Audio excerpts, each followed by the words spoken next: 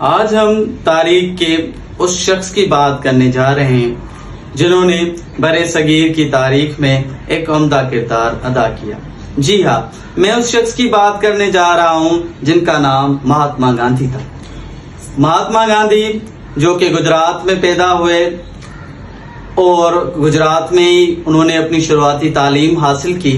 اس کے بعد انہوں نے لندن سے بیرسٹر کی ڈگری حاصل کی اور اس کے بعد وہ پریکٹس کے لیے ساؤتھ افریقہ چلے گئے۔ تو اس ویڈیو میں ہم گاندھی کے بارے میں وہ سب چیزیں آپ کو بتانے والے ہیں جو شاید آپ نے پہلے کبھی نہ سنی ہو نہ پڑھی ہو۔ ہم اس ویڈیو میں اسپیشلی گاندھی کی جو ساؤتھ افریقہ کی اسٹرگل ہے وہ اسٹرگل آپ کو بتائیں گے۔ جی ہاں، لوگ یہ کہتے ہیں یا تاریخ دان یہ کہتے ہیں کہ گاندھی چند روز ساؤتھ افریقہ میں تھے اور اس کے بعد وہ انڈیا آئے اور انہوں نے انڈیا میں اسٹرگل کی، لیکن شاید لوگوں کو یہ نہیں پتا کہ گاندھی 20 سال سے بھی زائد عرصہ جو تھے وہ ساؤتھ افریقہ میں تھے۔ انہوں نے ساؤتھ افریقہ میں ہی اپنے کیریئر کا آغاز کیا۔ گاندھی جی یوں افریقہ گئے اور مرچنٹائل کمپنی جو کہ سیٹھ عبداللہ کی تھی اس میں ایک اپنا پازیٹیو رول پلے کیا، لیکن وہاں کیا ہوا کہ وہاں پہلے سے ہی اتنے زیادہ اٹارنی تھے، لائرز تھے جو کہ برٹشرز تھے۔ تو سیٹھ نے اسے کہا کہ آپ یہاں کیا کریں گے، یہاں تو پہلے ہی اتنے سارے لائرز ہیں۔ تو یوں تو گاندھی کو ڈیفیکلٹیز کا سامنا پیش آیا، وہ وہاں ایز اے کلارک کی طور کام کرتے رہے، لیکن پھر انہوں نے اپنا آغاز کیا اور یوں دیکھتے ہی دیکھتے یہ جو ایک پینی لیس لائر تھے وہ یوں مشہور ہوئے اور دربان میں یا دوسرے جو ساؤتھ افریقہ کے ریجن تھے وہاں انہوں نے اپنا ایک کیریئر بلڈ کیا اور یوں دیکھتے ہی دیکھتے کچھ عرصے میں وہ ایک بزیسٹ لائر بن گئے۔ اور اس کے بعد انہوں نے اپنے نیٹو جو کہ انڈین پیپل تھے ان کو اکٹھا کیا، جمع کیا۔ جب اس نے دیکھا کہ یہاں جو ہے وہ انجسٹس سے زیادہ ہے، یہاں جو ہے وہ کاسٹ سسٹم ہے، یہاں وائٹ اور بلیک میں فرق کیا جا رہا ہے، تو وہ یوں ناانصافیوں کو دیکھتے رہے۔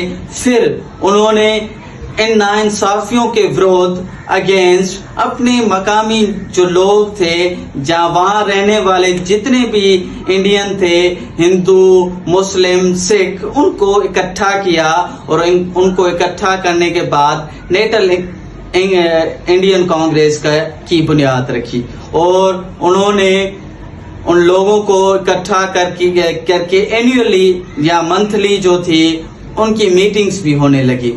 یوں یوں یہ سلسلہ بڑھتا گیا اور یوں یوں گاندھی جو ہیں وہ فیمس ہوتے گئے۔ اور اس کے بعد انہوں نے ایک اپنی مشہور کتاب تصنیف کی گرین فرنٹ فلیگ کے نام سے، اور انہوں نے وہ کتاب جو تھی اس کی کاپیاں جو تھی وہ بہت جلدی سولڈ آؤٹ ہو گئی۔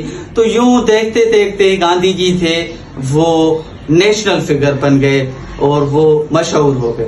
افریقہ میں گاندھی جی لوگوں کے حقوق کے لیے وہ کام کر رہے تھے اور ان کے لیے لوگوں کے لیے جسٹس کافی تھا، نہ کہ جو ورودھی تھے ان کو سزا دلانا۔ ایون کہ خود گاندھی پہ جب حملے ہوئے ساؤتھ افریقہ میں تو انہوں نے ان لوگوں کو جو ہے وہ معاف کر دیا۔ لیکن گاندھی جی کیا چاہتے تھے؟ گاندھی جی چاہتے تھے کہ ہم رہیں بھلے انگریزوں کے ہی عہد میں، انگریزوں کے ہی گورنمنٹ کے نیچے، بس ہمیں پولیٹیکل رائٹس چاہیے۔ میں آپ کو حیران کن باتیں بتاؤں گا کہ جب انڈیجینس لوگ ساؤتھ افریقہ میں ورودھ کرتے ہیں انگریز سرکار کا، جب وہ اسٹرگل کرتے ہیں اپنی فریڈم کے لیے، تو گاندھی جی جو ہیں وہ سپورٹ کرتے ہیں انگریزوں کو۔ یوں گاندھی جی کو لگتا تھا کہ ہم جو ہیں وہ فریڈم حاصل کر سکتے ہیں انگریزوں کی ڈومین میں. یہ افریقہ میں ان کے خیالات تھے.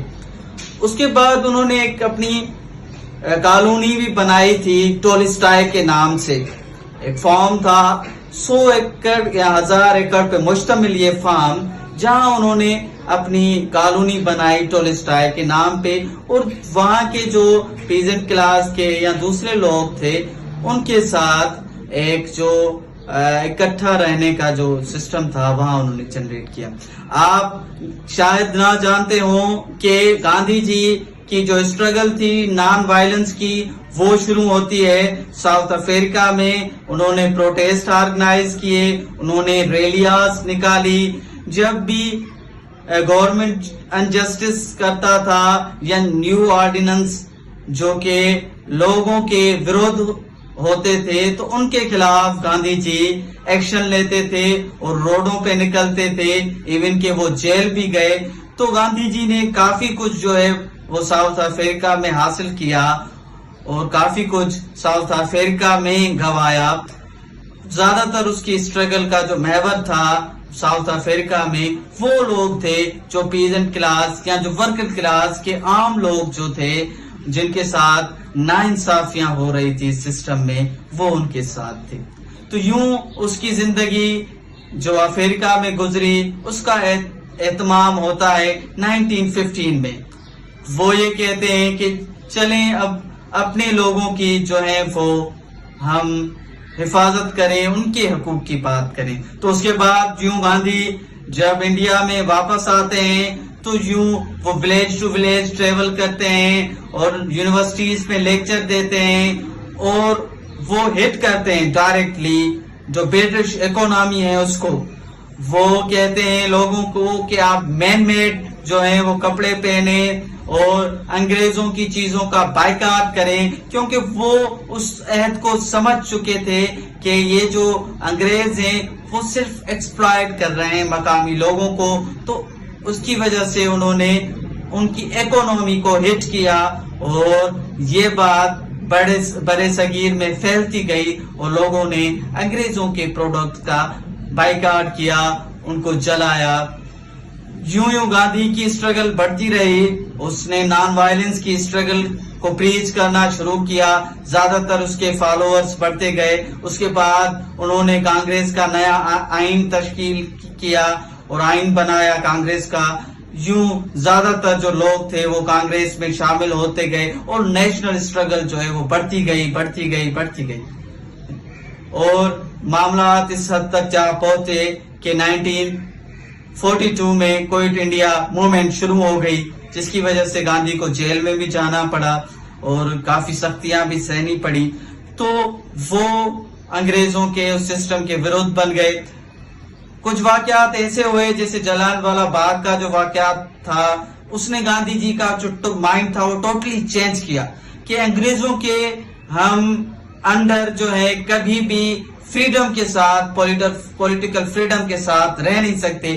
تو اس وجہ سے ہمیں انگریزوں کو جو ہے اس ملک سے نکالی دینی چاہیے اور ایک نیو گورنمنٹ بنانی چاہیے. وہ پارٹیشن کے ورد تھے, وہ نہیں چاہتے تھے کہ برے صغیر کے دو ٹکڑے ہوں, لیکن وہ لوگوں کے ول کے بھی خلاف نہیں تھے. جب لوگوں نے کہا کہ ہمیں ایک ملک چاہیے اسلام کے نام پہ, تو انہوں نے پہلے تو معاملات سلجھانے کی کوشش کی, لیکن بعد میں وہ اس بات پہ راضی ہوئے کہ آپ کی ول ہے, اگر آپ چاہتے ہیں تو آپ آزاد ملک میں تو آپ کو آزادی ملنی چاہیے. تو اگر ہم گاندھی جی کی پرسنالٹی کو یا اس کی اسٹرگل کو کچھ ورڈوں میں سم اپ کریں تو وہ ایک سیکولر لیڈر تھے جنہوں نے ریلیجس ہارمونی کو پروموٹ کیا. انہوں نے برے صغیر میں پولیٹیکل اویئرنیس دی اور انہوں نے فریڈم کے لیے جو ریئل فریڈم تھی اس کے لیے راستہ ہموار کیا. لیکن کوئی نہیں جانتا تھا کہ یہ جو نان وائلنس کا پریچر جس نے ساری زندگی نان وائلنس کو پریچ کیا, اس کے ساتھ ایک وائلنٹ ایکٹ ہوگا اور اسے جو RSS کے جو ہندو کے موسٹ रेडिकल हिंदूज थे, उनकी जानिब से इनको जो है मारा जाएगा। तो यूं एक जिंदगी का एहतमाम हुआ, लेकिन ये एक जिंदगी नहीं थी, ये एक बड़े सगीर के मायानाज पॉलिटिशियन थे, लीडर थे, ना सिर्फ बड़े सगीर बल्कि दुनिया के एक मायानाज लीडर थे, वो ताहयात रहेंगे।